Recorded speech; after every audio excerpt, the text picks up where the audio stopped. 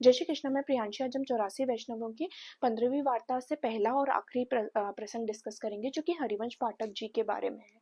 हरिवंश पाठक जी पटना में जाते थे क्योंकि उनका व्यापार व्यवहार वहां पर था। तब एक हाकिम से उनकी बड़ी ही मिलाप हुई और वह हाकिम भी मन ही मन सोचता था, अगर हरिवंश पाठक जी मुझसे कुछ मांगेंगे तो मैं जरूर दूंगा। फिर उस हाकिम ने एक बार प्रसन्नता में श्री हरिवंश पाठक जी से कहा, अगर तुम्हें कुछ चाहिए होगा तो मैं तुम्हें जरूर दूंगा, मैं तुम पर बड़ा ही प्रसन्न हूँ। तब उस हाकिम से हरिवंश पाठक जी ने कहा, मुझे अभी तो कुछ नहीं चाहिए, कभी अगर जरूरत लगी तो मैं तुमसे कुछ मांगूंगा।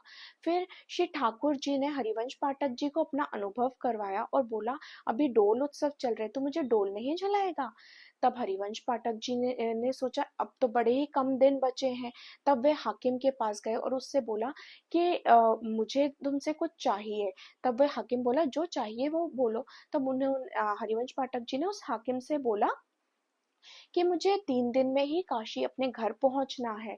तब उस हाकिम ने कुछ घोड़े और मानुष दिए और 2 दिन में ही हरिवंश पाठक जी अपने घर पहुंच गए।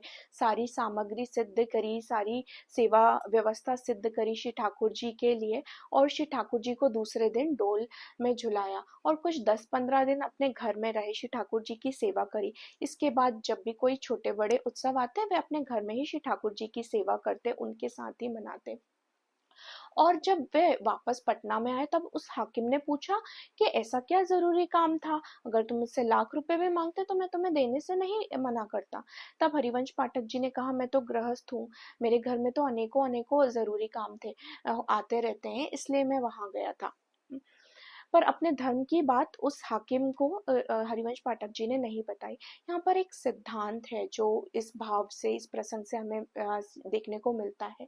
अगर कोई स्नेही वैष्णव जन होता है तो अपने छोटे बड़े उत्सव श्री ठाकुर जी की प्रसन्नता के लिए श्री ठाकुर जी के साथ मनाता है। और दूसरी बात यह है कि हरिवंश पाठक जी ने कोई भी धर्म या ठाकुर जी से जुड़ी कोई भी अनुभव किसी भी जन के साथ साझा नहीं किया। जय श्री कृष्ण। श्री वल्लभाधीश की जय।